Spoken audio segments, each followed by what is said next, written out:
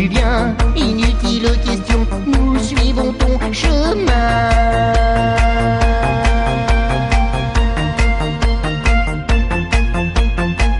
Avec toi de gros chiens nous rappellent à l'ordre. Le mollet se souvient un jour s'être fait mordre. Mais c'était pour mon bien, car je m'éloignais trop de mon précieux destin du protecteur troupeau.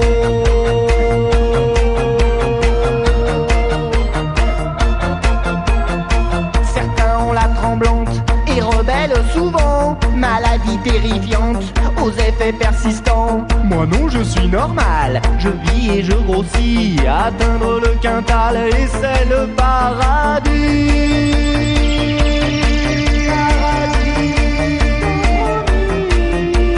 Je suis un gentil mouton et je gambade dans l'herbe. L'innocence est ma raison. La la li la li la l'air. Je suis un gentil mouton et je gambade dans l'herbe. L'innocence est ma raison. La la li la li la l'air. J'entends des cris au loin, ce doit être la joie qu'éprouvent mes copains dans ce hangar très froid. Un liquide tout rouge en sort d'un grand tuyau. À l'intérieur ça bouge, que ce doit être beau. Enfin c'est à mon tour de goûter au bonheur, de connaître l'amour, de sacrifier mon cœur. Boum boum assourdissant, la lumière m'aveugle. Bouger mes dents le rang et comme un veau je bugle, je bugle.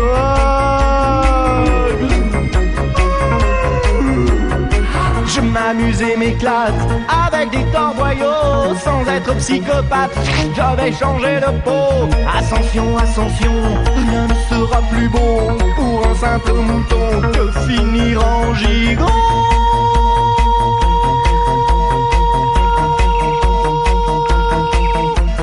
Je suis un gentil mouton et je gambade dans l'herbe. L'innocence est ma raison. La la li la l'air. Je suis un gentil mouton et je gambade dans l'herbe. L'innocence est ma raison. La la li la l'air. Je suis un gentil mouton et je gambade dans l'herbe. L'innocence est ma raison. La la li la l'air. Je suis un gentil mouton et je gambade dans l'herbe. L'innocence est ma raison. La la li la l'air. Chers concitoyens, chers citoyens du monde entier, vous, je vous aime bien. Surtout si vous n'avez aucun pouvoir et si vous subissez comme moi celui imposé par l'oligarchie financière et par les gouvernements à sa solde. C'est pour vous aider à vous libérer que je réalise cette vidéo. Vous ne vous sentez pas en démocratie, et de fait vous n'êtes pas en démocratie. Vous vivez dans un pays occupé par un dictateur qui a pour nom l'oligarchie financière. Il contrôle votre presse et vos gouvernements, quels qu'ils soient, parce que ceux-ci en sont dépendants, qu'ils veuillent bien l'être, comme la plupart des chefs de gouvernement européens, ou qu'ils soient soucieux de respecter la volonté de leur peuple, comme par exemple le président grec Alexis Tsipras. La question fondamentale que vous devez vous poser, si vous voulez vivre réellement dans une démocratie, c'est la suivante. Qui doit créer et contrôler la monnaie? Sachant que le contrôle de la création monétaire est l'instrument essentiel du pouvoir. Dans une démocratie, le pouvoir émane du peuple, et c'est donc au peuple que revient le choix du système monétaire et le droit de créer la monnaie. Vous n'avez probablement aucune idée de ce que pourrait être un système monétaire étudié pour servir tous les êtres humains, parce que vous avez toujours vécu dans un système conçu pour les asservir. Je ne vais pas perdre mon temps à dénoncer, comme je l'ai fait dans l'autre vidéo, le système actuel pour lequel nous sommes tous quantité négligeable. Sous cette vidéo, vous trouverez quantité de liens vers d'autres vidéos et d'autres sites qui vous expliquent le fonctionnement du système bancaire, et plus particulièrement celui de la création monétaire par la dette assortie d'intérêts bancaires. Je vais juste effleurer les relations de cause à effet qui ont conduit au monde désaxé dans lequel vous vivez aujourd'hui. Ensuite, je vous montrerai ce que peut vous apporter la logique d'un système monétaire étudié pour servir le bien commun. La mission d'une banque privée, ce n'est pas de servir la population, mais d'enrichir ses actionnaires. Elle le fait en réclamant des intérêts illégitimes sur la création monétaire ex nihilo, ça veut dire à partir de rien, et en les reversant sous forme de dividendes à leurs actionnaires. Ceux-ci constituent le 1% de la population mondiale qui détient 50% des richesses mondiales. Grâce aux sommes colossales ainsi extorquées aux particuliers et aux entreprises, ces actionnaires ont pu contrôler les médias et les instituts de sondage, financer les partis et hommes politiques qui leur sont redevables, imposer par la guerre et le meurtre des dictateurs à la tête de nombreux pays moins développés pour en apporter des matières premières au prix le plus bas, y revendre leurs produits finis au prix le plus haut, et gagner des sommes encore beaucoup plus importantes grâce aux intérêts sur la dette contractée par ces pays pour acquérir les produits finis. Des intérêts qui pouvaient atteindre 9 fois le montant du principal.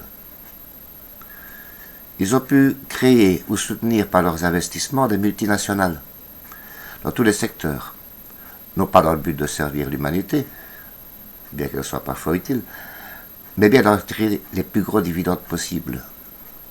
Pour nourrir cette logique de profit, ils ont fait pression sur les petits producteurs pour les amener à vendre au prix coûtant.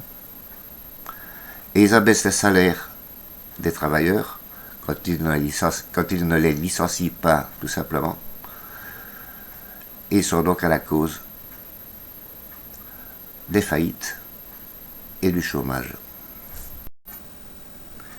Ils ont soudoyé les gouvernements pour désormais prêter aux États avec intérêt, alors que les États pouvaient créer eux-mêmes l'argent dont ils avaient besoin. Ils ont inventé des produits dérivés avec effet de levier et incité leurs banques à jouer en bourse avec l'argent des déposants, se partageant les profits quand les banques gagnaient, mais exigeant des contribuables qu'ils sauvent leur banque quand elles perdaient.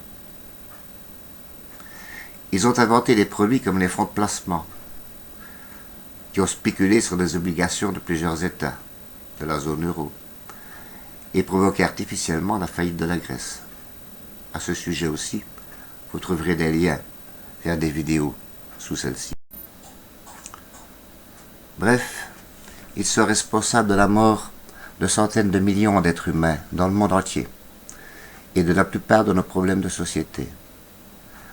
La dette publique colossale, le chômage, les faillites, le recul des droits sociaux, le terrorisme, l'immigration clandestine, la pauvreté, la criminalité et bientôt la guerre qu'ils tentent de provoquer après avoir déstabilisé l'Ukraine par un coup d'État fomenté avec l'aide de l'extrême droite. Comment nous débarrasser une fois pour toutes de ce système qui ne produit que des salauds? Comment rendre au peuple le droit de création et de contrôle de la monnaie?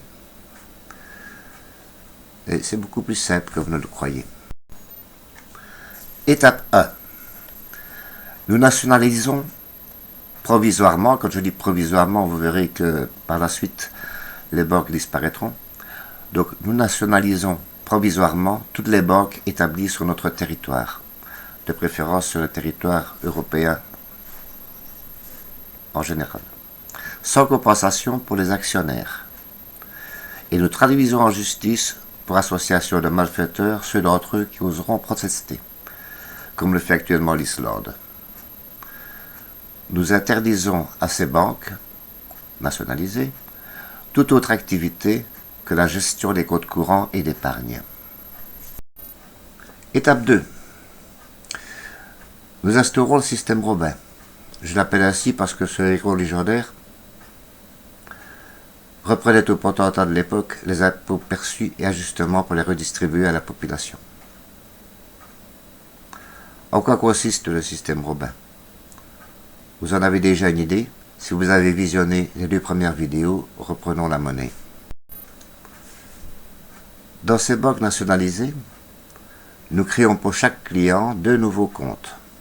Un compte ML pour monnaie libre et un code MS pour monnaie solidaire. Ces deux monnaies seront exclusivement scripturales, donc ne dépendront pas d'une banque centrale ou nationale, puisqu'elles n'utiliseront ni pièces ni billets. Au cours de cette période transitoire, les clients pourront transférer de l'argent de leur compte euro vers le compte ML ou inversement, sans la moindre difficulté, parce que la valeur de la monnaie libre sera égale à celle de l'euro. Les paiements en magasin s'effectueront donc toujours en euros, de même que la plupart des salaires du secteur privé, le temps que les multinationales s'adaptent aux nouvelles monnaies. Le premier jour de chaque mois, le compte monnaie libre de chaque client sera crédité d'un revenu de base ou dividende universel en fonction de l'âge du client. 100 monnaies libres de la naissance à l'âge de 11 ans, inclus. 200 monnaies libres pour les 12 et 13 ans. 300 monnaies libres pour les 14 et 15 ans. 500 monnaies libres pour les 16 et 17 ans, 1500 monnaies libres de 18 à 59 ans inclus, et 2000 monnaies libres à partir de 60 ans. En revanche, l'État ne versera plus d'allocations familiales, de chômage ni de retraite, et les communes ne verseront plus d'allocations de survie, car toutes ces allocations sont largement compensées par le revenu de base, créé ex nihilo par le nouveau système monétaire et donc ne dépendront plus d'un gouvernement. L'État et les différentes instances publiques représentatives des citoyens disposeront aussi d'un compte monnaie libre et d'un compte monnaie solidaire doté d'une création monétaire ex nihilo annuelle calculée de la manière suivante. Produit intérieur brut par habitant multiplié par pourcentage des charges exprimé en décimales multiplié par nombre d'habitants sur leur territoire, multiplié par l'indice des prix à la consommation, qui sera de 1 au début et puis qui évoluera en fonction de l'évolution des prix. Cette dotation est sensiblement égale aux recettes des différentes instances pour l'année 2013, avec lesquelles elle devait pourvoir au versement des allocations précitées. En revanche, l'État ne pourra plus percevoir le moindre impôt, la moindre taxe, le moindre droit d'accise, la moindre cotisation sociale ou patronale sur les salaires, revenus de base, produits et services payés en monnaie libre. Il fera donc l'économie de toute son administration fiscale à la fin de cette période de transition. Pendant la durée de celle-ci, 2 ans maximum, il payera en monnaie libre toutes ses dépenses internes, donc aussi les fonctionnaires, et se servira des recettes en euros, TVA, cotisation patronale et salariale, taxes diverses et transactions en euros, pour rembourser sa dette publique.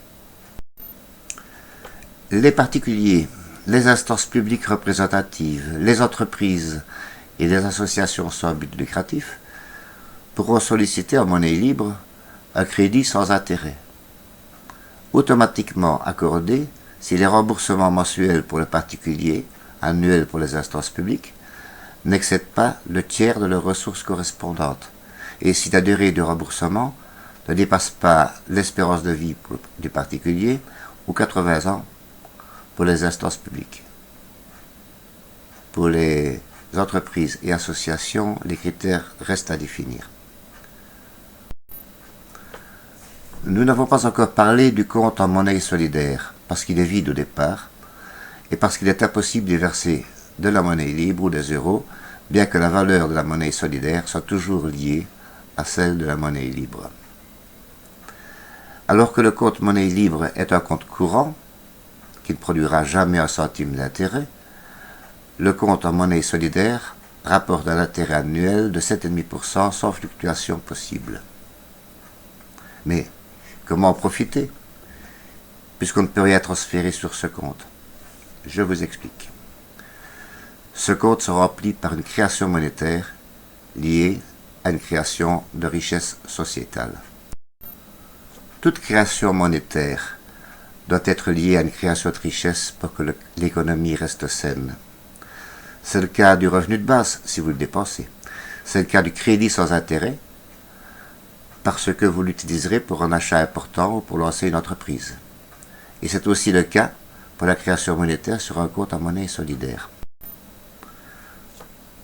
Pour s'assurer que le crédit de base soit bien lié à une création de richesse, le solde non utilisé à la fin du mois sera effacé du compte, pas les salaires bien entendu.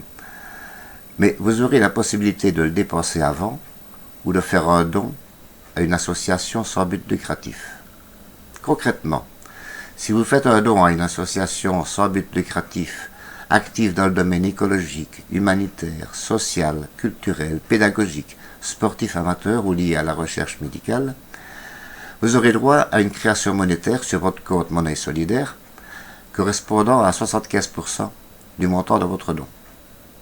Ou encore, si vous détenez une créance établie par la justice au niveau des entreprises et des particuliers ou par un audit au niveau des États, vous pouvez proposer au débiteur l'annulation de sa dette par voie de huissier, de justice ou d'un tribunal international en ce qui concerne les États, et le compte MS, donc monnaie solidaire, du créancier sera alors crédité d'un montant égal à 75% de la créance.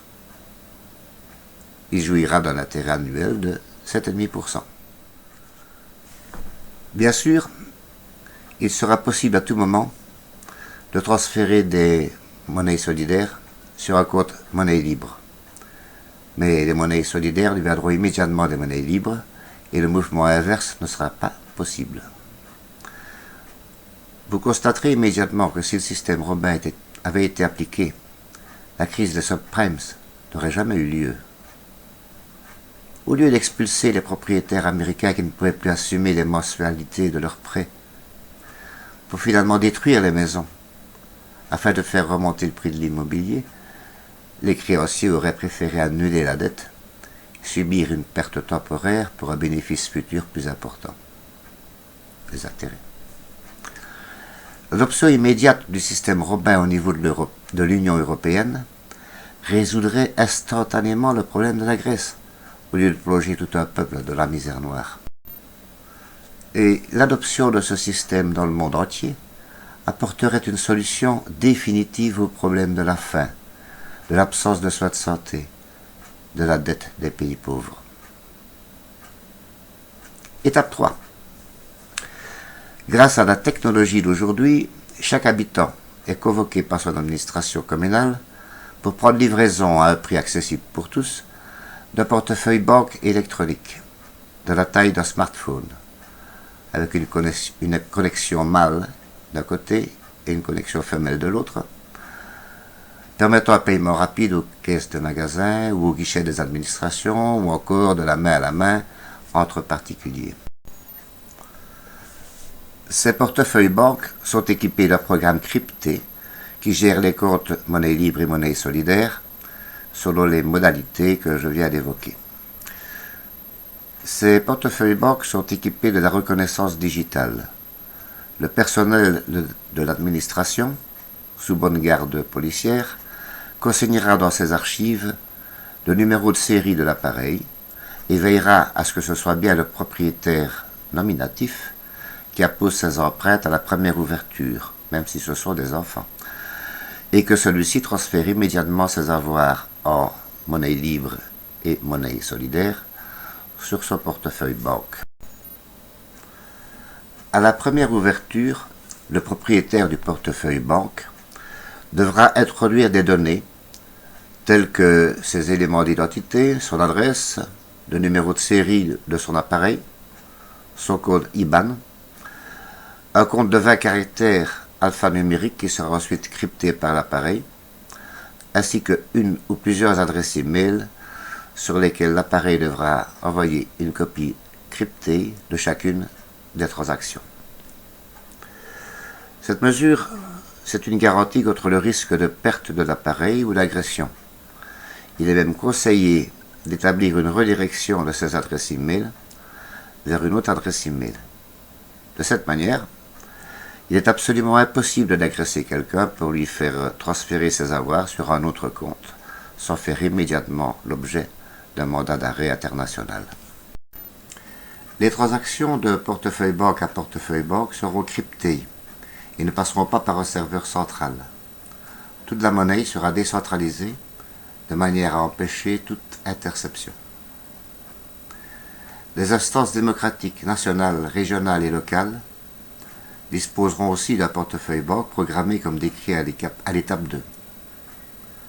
Leur appareil ne leur permettra en aucun cas de se connecter au portefeuille banque des particuliers, ni d'y lire la moindre information. Lorsque les citoyens se connecteront au portefeuille banque institutionnel, peuvent vérifier les comptes publics de leurs instances démocratiques ou pour répondre à un référendum ou bien à des élections. Seul un juge d'instruction pourra ordonner la comparution d'un suspect et l'ouverture de ce portefeuille banque dans le cadre d'enquêtes portant sur le terrorisme, le banditisme, la corruption ou les trafics illégaux. L'euro et les autres devises disparaissent complètement à l'étape 3. Les banques sont transformées en musées, avec projection holographique de films montrant l'horreur, la misère, les souffrances endurées par une population lorsqu'un système monétaire sert les intérêts d'une minorité. Cela préviendra les générations futures des dangers de confier leur sort à une caste de privilégiés. Désormais, plus aucun impôt, plus aucune taxe ou droit d'accise, plus aucune cotisation patronale ou sociale. Seule demeure la mutualisation des soins de santé, elle-même allégée, dans la mesure où elle n'aura plus à assumer le revenu complet des personnes handicapées, mais seulement le surcoût qu'entraîne l'incapacité ou la maladie par rapport au revenu de base. Plus aucun intérêt bancaire non plus à répercuter aux clients d'une entreprise, et donc une compétitivité maximale pour celle-ci. De quoi attirer chez nous de nombreuses entreprises étrangères et donner du travail à ceux qui en voudront. Des salaires valorisés, sans doute négociés entre le brut et le net d'aujourd'hui, dans un contexte plus équilibré et moins stressant, parce que le travail ou le non-travail seront devenus des choix de vie. Les employeurs veilleront sans doute à rendre des conditions de travail plus agréables, pour inciter à travailler.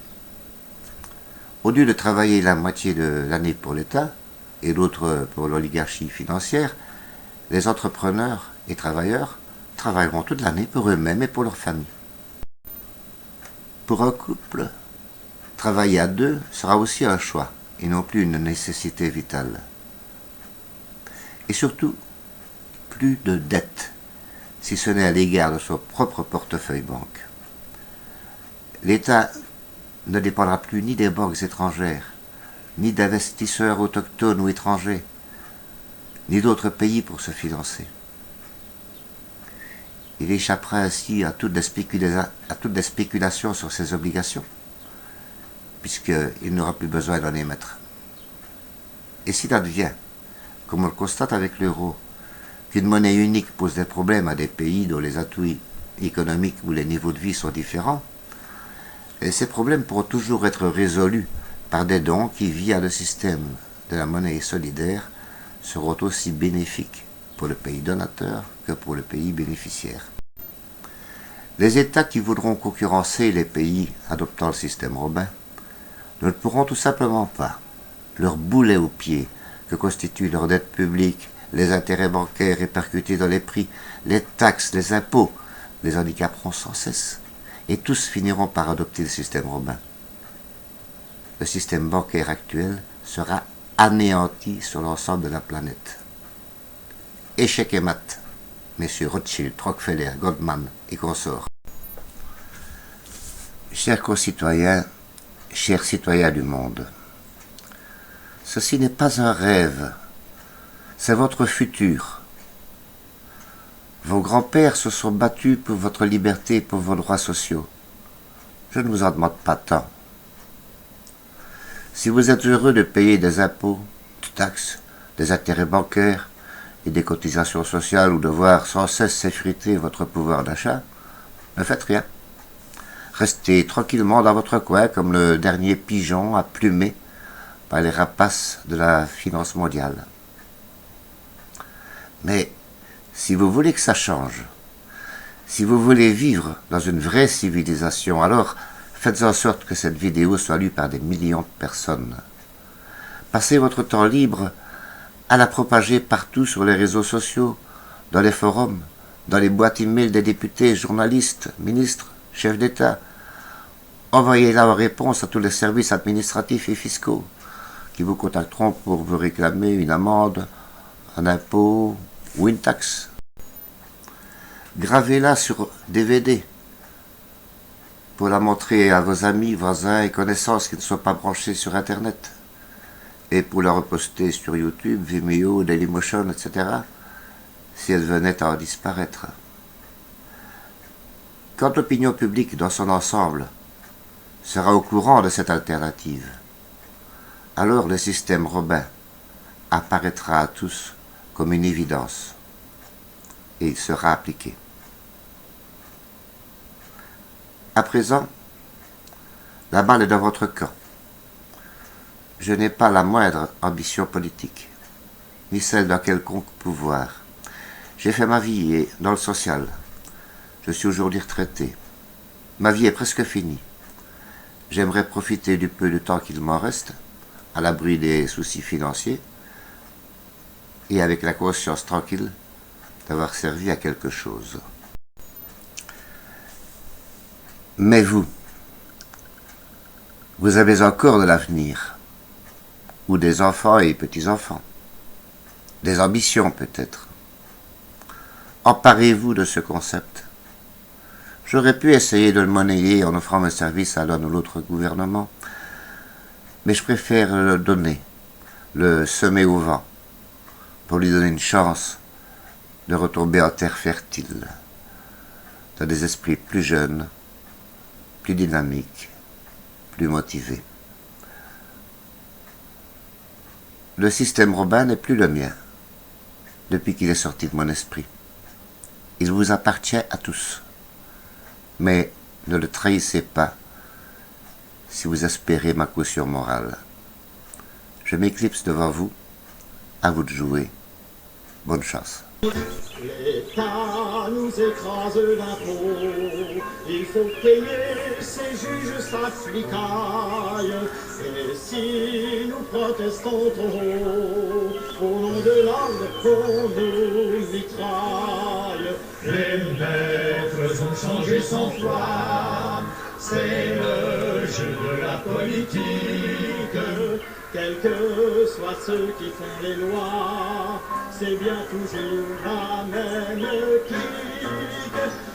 Église, parlement, capitalisme, État, magistrature, patron et gouvernants, libérons-nous de cette pourriture. Pressant est notre appel, donnons l'assaut au monde autoritaire, et d'un cœur fraternel, nous réaliserons l'idéal libéral.